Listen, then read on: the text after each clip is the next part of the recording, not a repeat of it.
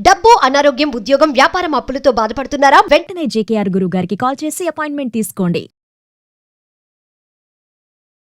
Hello నమస్తే, welcome to Suman TV. ప్రస్తుతం మనతో పాటు మోటివేషనల్ స్పీకర్ రామ్ మెట్టు గారు ఉన్నారు. వీరితో ఈరోజు కొన్ని విషయాల గురించి మనం డిస్కస్ చేద్దాం. హలో అండి రామ్ గారు, నమస్తే. నమస్తే అండి. ఒక పర్సన్ ముందుకు వెళ్తున్నప్పుడు, ఒక కెరియర్ ఆర్ ఏదైనా గోల్ పెట్టుకొని ముందుకు వెళ్తూ ఉన్నప్పుడు వన్స్ ఒకసారి వాళ్ళకి ఏదైనా ఫెయిల్యూర్ ఎదురైపోగానే కొంతమంది ఆగిపోతారు అక్కడే. అంటే ఇంకా ముందుకు వెళ్ళే ధైర్యం తెచ్చుకోలేకపోతారు, లేదా ఐదర్ డిప్రెషన్ ఆర్ డిసప్పాయింట్ అయిపోతారు. బట్ ఆ స్టెప్ తీసుకున్న వెంటనే ఫస్ట్ స్టెప్లోనే ఫెయిల్ అయిపోగానే వాళ్ళు అక్కడే ఆగిపోతూ ఉంటారు. దీన్ని ఎలా అంటే ఆ స్టెప్ అక్కడే ఆగిపోవడం కరెక్ట్ అంటారా? లేదు అంటే దాన్ని అధిగమించి మనం ముందుకు వెళ్ళాలి అంటే అసలు ఏం చేయాలి? ఫస్ట్లీ అండి, మనం రెగ్యులర్ గా చూస్తూ ఉంటాం ఇది. కరెక్ట్. మోస్ట్ పీపుల్ ఏంటంటే ఒకసారి ఫెయిల్యూర్ రాగానే అదేదో నామోషి, అంటే ఫెయిల్ అవ్వటం పెద్ద తప్పు అండ్ దాన్ని తీసుకోలేరు. జనరల్ గా దాన్ని ఎలా రియాక్ట్ అవ్వాలి, ఎలా దాన్ని తీసుకోవాలనేది చాలా మందికి తెలీదు. తెలియకపోవడానికి అవగానే కొంతమంది మెయిన్ గా అనుకునేది ఏంటంటే, అయ్యో ఇది నేను చేయలేనేమో, నా వల్ల కాదేమో, నేను రాంగ్ స్టెప్ తీసుకున్నానేమో అని ఫస్ట్ ఆలోచన వస్తుంది. దీనికంటే ముందు ఇంకో ఆలోచన ఏమొస్తుంది అంటే, అయ్యో ఇప్పుడు అందరూ నవ్వుతారేమో, నేను ఫెయిల్ అయ్యాను కదా, జనాలు ఏమనుకుంటారు అనే ఒక థాట్ వస్తుంది. ఫస్ట్ ఆఫ్ ఆల్ ఎవరైనా ఫెయిల్ కాగానే మన గురించి, అంటే నాకు సత్తా ఉందా లేదా, నా ఎన్ని పక్కన పెట్టేస్తే ఇప్పుడు జనాలు అందరి మధ్యలో నా ఇజ్జత్ పోయింది, ఇప్పుడు అందరూ నన్నే అనుకుంటారు, ఇలాంటి థాట్స్ ఎక్కువ వస్తుంటాయి అన్నమాట ఫెయిల్ కాగానే. అది అకాడమిక్ ఫెయిల్యూర్ కానివ్వనండి, బిజినెస్ లో ఫెయిల్యూర్ కానివ్వండి, ఎక్కడైనా కానివ్వండి. ఒక ఫెయిల్యూర్ వచ్చింది అంటే మనకు వచ్చే ఫస్ట్ థాట్ ఏంటంటే జనాల ముందు మనం చులకన అవుతాము అని. బాగైందా, మంచి పని చేయండి, చెప్పాం కదా చేసావు, ఇప్పుడు అయింది తెలిసిందా అంటారు. ఇలాంటి అసలు ఎన్నో ఇంకా ఈ చాలా చిన్నవి ఇంకా చాలా చాలా అంటుంటారు. సో బేసిక్ గా మేజర్ రీజన్ అసలు ఎందుకు ఫెయిల్యూర్ ని తీసుకోలేకుండా ఉంటారు జనాలు అని అంటే, ఈ కరెంట్ జనరేషన్ ఏదైతే ఉందో వాళ్ళకి ఫెయిల్యూర్ ని అలవాటు చేయట్లేదు. మనం చెప్పాలంటే చిన్నప్పటి నుంచి మనం చూస్తుంటాం కదా, పేరెంట్స్ ఫెయిల్యూర్ అంటే అదొక పెద్ద తప్పైనట్టు పోర్ట్రే చేయటము, ప్లస్ అసలు ఫెయిల్ ఎక్కడ కాకుండా, మన సిస్టమ్ కూడా అట్లనే ఉంది. ఎకడమిక్సే తీసుకుందాం మనము. ఇంతకుముందు ఎట్లా అంటే ఒక పర్సన్ ఫెయిల్ అంటే ఫెయిల్ ఉంటుండే, పర్సంటేజెస్ ఉంటుండే, ఇవన్నీ ఉండేది. ఇప్పుడేమో గ్రేడ్ సిస్టమ్ అని పెట్టేస్తున్నారు. గవర్నమెంటే ఎంతో కొంత మార్కులు వేసేసి అట్లీస్ట్ జస్ట్ పాస్ అయినా చేసేయండి కానీ ఫెయిల్ చేయకండి. సో ఇలాంటివన్నీ చేయటం వల్ల ఏంటంటే చిన్నప్పటి నుంచి ఇక్కడ సక్సెస్ ఏంటిది, నీకు మంచి మార్కులు వచ్చినాయి, నువ్వు పాస్ అయ్యావంటే సక్సెస్ కింద తీసుకుంటారు అంతే. చిన్నప్పటి నుంచి పాస్ అయ్యి ఇంటర్మీడియట్ దాకా బాగానే ఉంటుంది.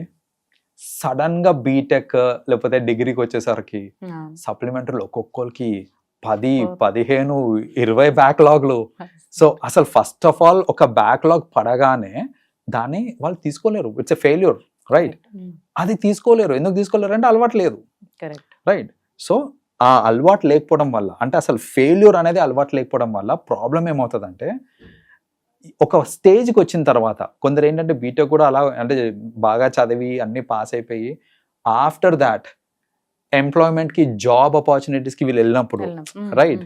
సో ఏదన్నా కంపెనీ రిజెక్ట్ చేసింది అనుకోండి, ఆ రిజెక్షన్ వాళ్ళు తీసుకోలేరు, రైట్? ఆర్ ఎక్కడన్నా సరే వాళ్ళకి ఏదైనా లైఫ్లో ఫెయిల్యూర్ వచ్చింది అని అంటే దే కాంట్ హ్యాండిల్ దాట్. ఎందుకనంటే వాళ్ళ దృష్టిలో ఇంకా అక్కడికి అయిపోయింది. అంటే it's a first time experience firstly, right? అసలు ఈ ఫెయిల్యూర్ అనగానే ఇంకా వాళ్ళు డిప్రెషన్లోకి వెళ్ళిపోయి నేను ఫెయిల్ అయ్యానా అని లైఫ్లో అలా అనుకోని, రైట్? సో ఈ ఇంత ఎక్స్ప్రెషన్ ఎందుకు వస్తుంది, ఎందుకు ఫెయిల్ అయ్యాను బికాస్ ఫస్ట్ టైం ఫెయిల్యూర్ కాబట్టి. అది అదే నేను ఆల్రెడీ ఎక్స్పీరియన్స్ అయి ఉన్నాను అనుకోండి, I know how to control my emotions. Like నేను ఫెయిల్ అయ్యానా, దట్స్ ఓకే, ఐ నో ఇప్పుడు నెక్స్ట్ ప్లాన్ ఆఫ్ యాక్షన్ ఏంటిది నాకు అనేది తెలుసు.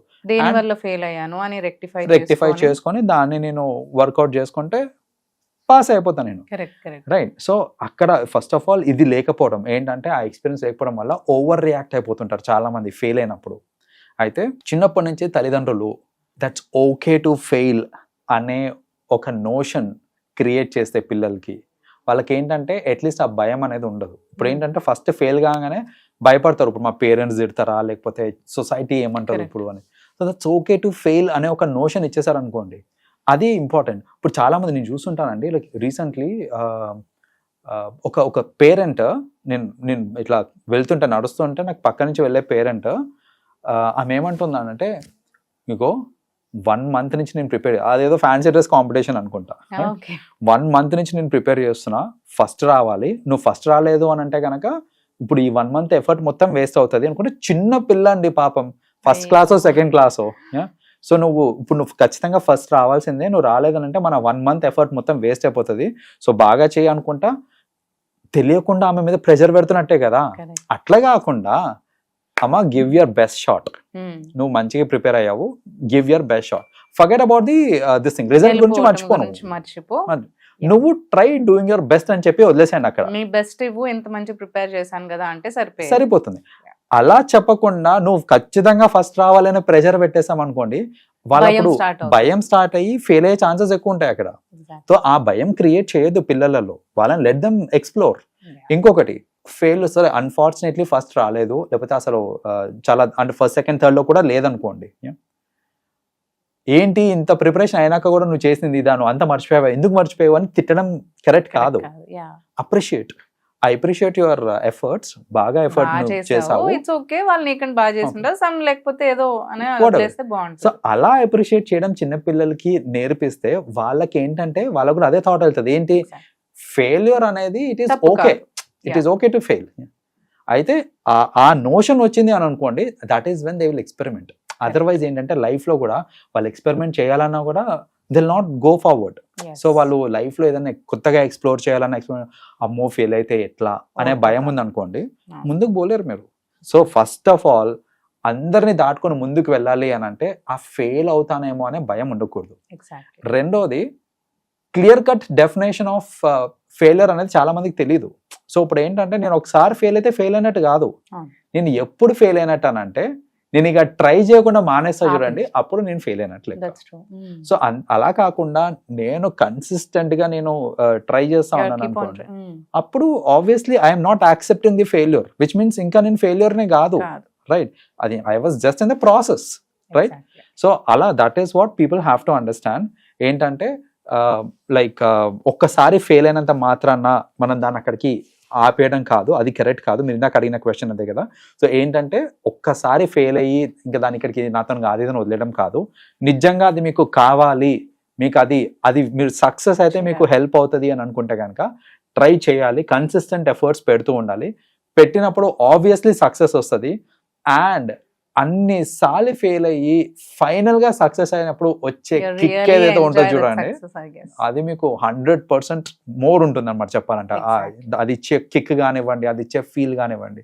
So it's okay to fail. చాలా మంది చూస్తుంటాం మనం ఏంటంటే ఏదైనా బిజినెస్ స్టార్ట్ చేద్దాం అనుకుంటారు, స్టార్ట్ సరిగ్గా అయితే లేదు, వదిలేసి ఒక నోషన్కి వచ్చి అరే బిజినెస్ మన కప్ ఆఫ్ టీ కాదబ్బా, అది మనకి సంబంధించింది కాదు, అన్ని ట్రై చేసింది ఎక్కడ ఓన్లీ 1-2 months చూస్తాడు అంతే. సో అక్కడ ఫస్ట్ ఆఫ్ ఆల్ నువ్వు ఫెయిల్యూర్ యాక్సెప్ట్ చేసావు కాబట్టి ఫెయిల్ అయ్యావు నువ్వు. అలా కాకుండా ఎందుకు అయితే లేదు అంటే అయ్యేటోళ్ళు పక్కన చాలా మంది చేస్తూ ఉన్నారు, నేను ఎందుకు చేయలేకపోతున్నాను అని ఆలోచించి లైక్ దానికి తగ్గ స్టెప్స్ తీసుకుంటే గనక దట్ ఈస్ వెన్ ఇది అవుతుంది.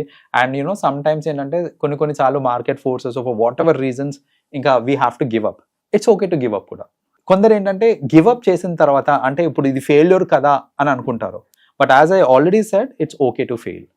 అందులో ఆగిపోయినా ఇంకేదన్నా లైఫ్ లో ఆగకుండా ముందుకు వెళ్ళాలి. That is important. మీరు లైఫ్ లో ఆగిపోతే ప్రాబ్లం. ఆ పర్టికులర్ ఆస్పెక్ట్, ఆ particular field, that's absolutely fine. Moving on and experimenting with new things అనేది చాలా important. And that is when ఎక్కడో చోట మనకి ఖచ్చితంగా సక్సెస్ అనేది వస్తుంది. అండ్ అది వచ్చినప్పుడు your life becomes really wonderful. Exactly. Thank you అండి. థ్యాంక్ యూ రామ్ గారు. వెల్కమ్.